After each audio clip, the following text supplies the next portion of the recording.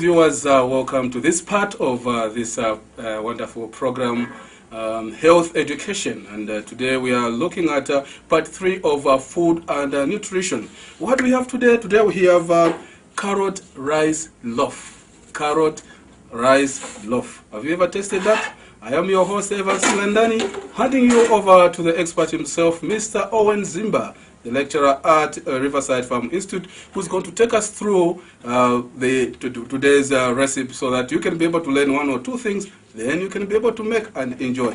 Please stay with us and enjoy this program. We'll see you thereafter. Okay. Good morning, viewers. I'm ready now to take you in this recipe called the carrot rice loaf. What you need to have 3 recipes that you combine together. And you begin by making carrots. So I'm going to grate carrots and onion and garlic, putting them together. You cook them until they simmer. So right now I'm going to pick up some tomato, onion, and chop them to make 2 cups of chopped onion.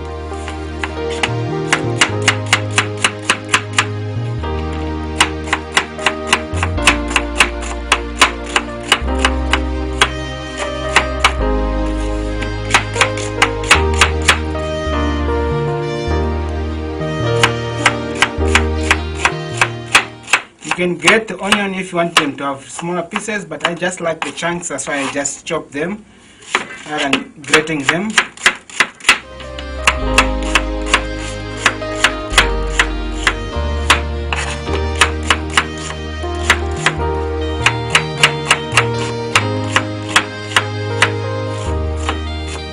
It's very, very important when you're doing cooking, you have to have everything measured in cups and in spoons.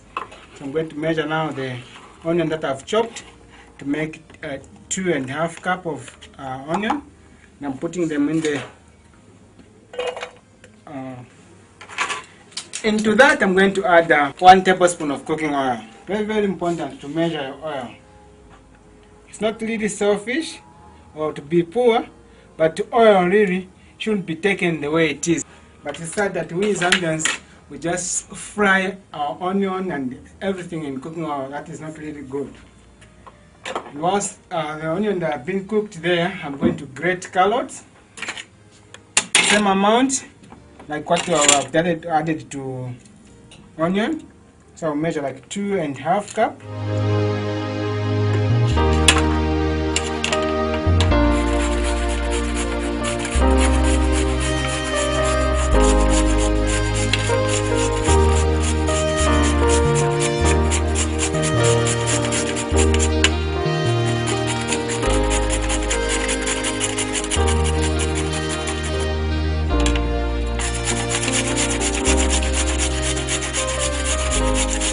Carrots are very good for your sight, so you need to eat your carrots, add it to your food.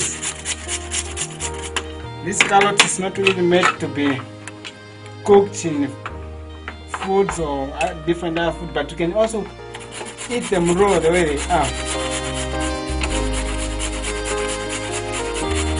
Great.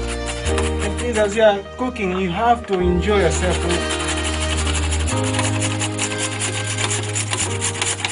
Enjoy yourself as you are cooking, and you need to have time.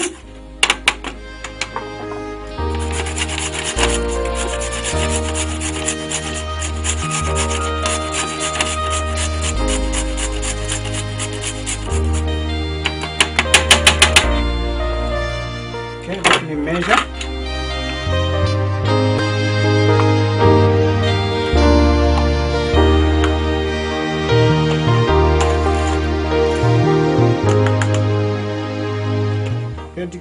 A second cup.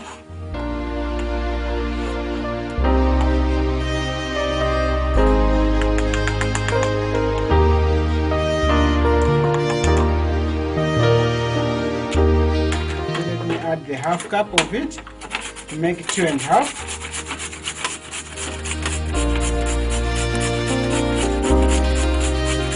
The goodness of this recipe is that you need to, if you add 2.5 cups of onion, carrot to be the same, and the rice to be the same, everything will tend to be like almost the same. And if you don't have the measuring cups, whatever cup you use for measuring, It will be the same cup that you use for measuring the ingredients like rice, onion, and the carrot itself. Okay, so this amount can make a half cup. So I'm going to add it there.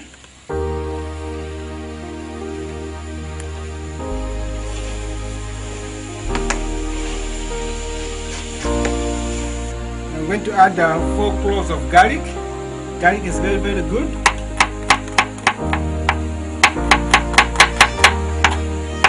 Some people, they don't like eating garlic because it produces that smell. But garlic is very, very good for your blood. If the blood is thick, it dilutes it to make it thin. So it's very, very good for your circulation of blood.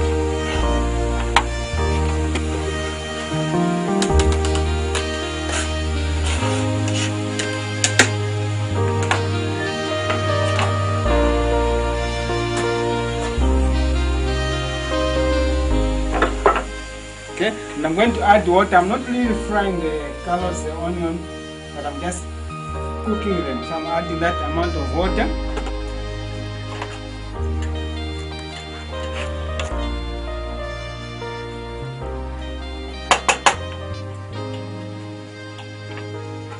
Then I'll cover it so that it can be cooked.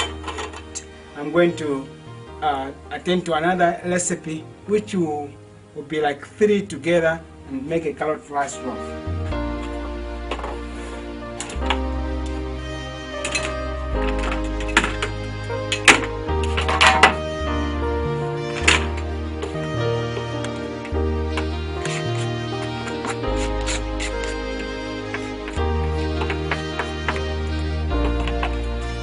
In my case, I have some muffins, so I'm going to cut 2 muffins and the breadcrumbs that I have with me.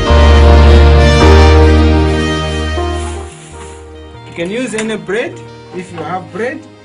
It can be white or it can be whole wheat bread. It doesn't matter, because when you combine them together it will make a complete palatable, wholesome food.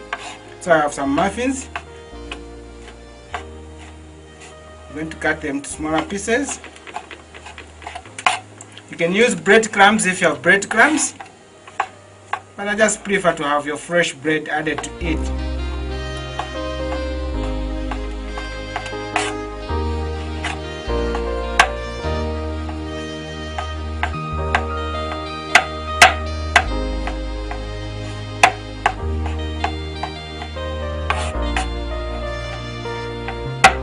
And I'm going to add, you can get some of this, you dry them to make it a little bit dry or baked, like what I've done to this.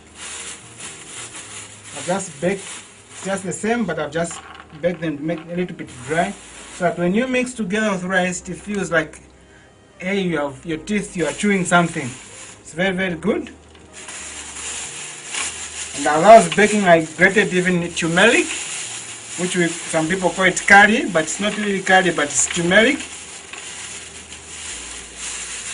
Turmeric is very, very good. It's high in vitamin A. So I have the breadcrumbs ready. I'll put it aside. Once it's aside, then I'm going to attend to the vegetable that I'm cooking, just to make sure that they are cooked, and I have to tend them.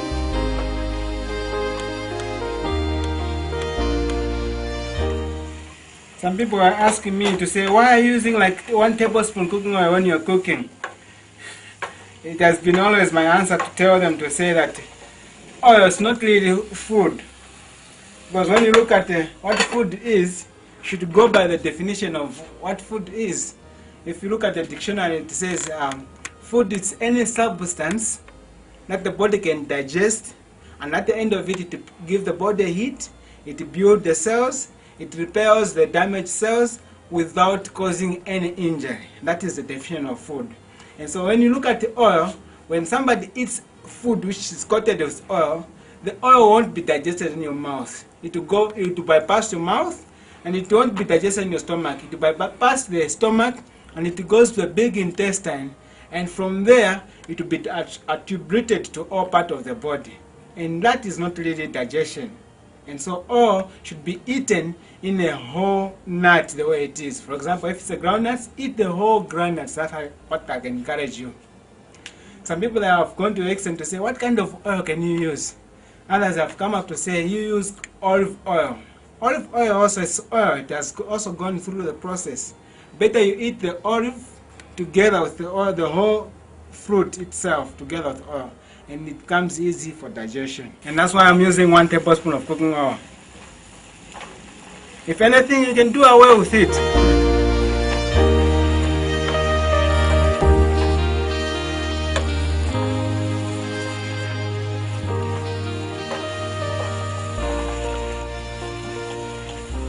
Vegetables have started to be soft, and soon I'll add other ingredients to it.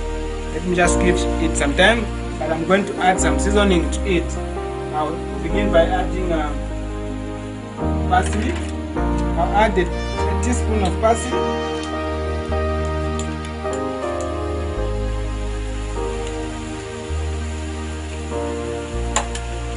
There we go.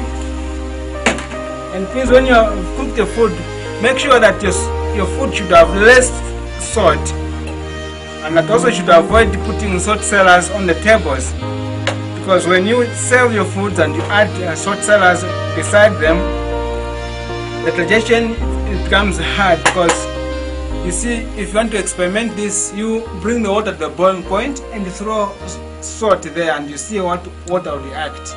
There will be that vigorous boiling, as if you have added more heat to it.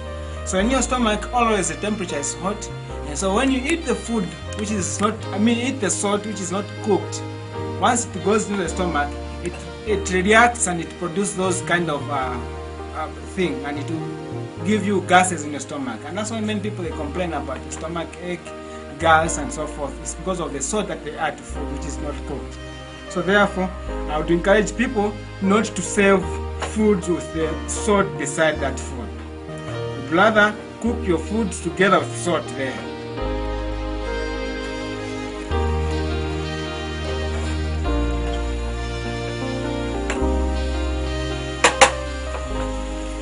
Looks great, but soon will be there to be done. Whilst we're cooking this, I can also explain what you can do to your rice. Many people, they don't know how to cook rice.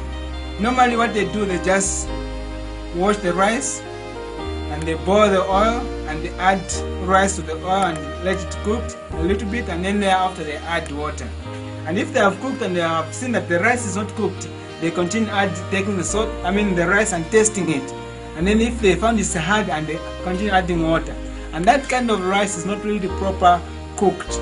So the right amount that you should do is, you get like 1 cup of rice, and then you get 3 cups of water.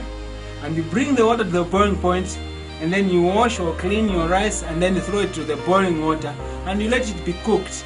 As you are cooking, you add like a teaspoon of salt to it, and you let it be cooked thoroughly on the low heat. If you have a slow cooker, cook it on the slow cooker. That is good. These type of grains, we are encouraged to cook them several hours, like 1 hour or more than that, or 45 minutes and above. That's better. But many people, they want to cook rice within 10, 15, 20 minutes, it's done. That kind of rice, it becomes hard for the digestion. So you let the rice be cooked. In our case, we have already cooked the rice, and the kind of rice that I've used is not really the brown rice that I've been saying to you, because it's very expensive and it's difficult to find. Or what you have to do, you can use the rice that you have, and then you get like 1 cup of it and cook it in the 3 cups of water. So I've already cooked my rice with me, and this kind of rice is called conde rice. And as I was cooking this rice, I added turmeric. As the water was boiling, I added turmeric to it, like a teaspoon of turmeric, half teaspoon of turmeric, and then I added the rice, and it was cooked that way with a quarter teaspoon of salt. Okay, my vegetables, they are cooked, they are soft. Therefore, I'm going to remove it from there. I'm and I'm going to add it into the pan.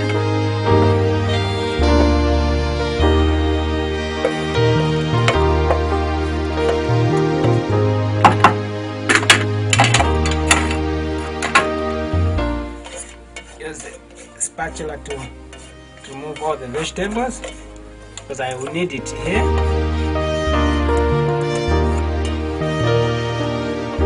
Okay. Now into this pot, I'm going to cook the sauce, and I've already pre-cooked the tomato sauce. I'm just going to boil it so that I can have it hot.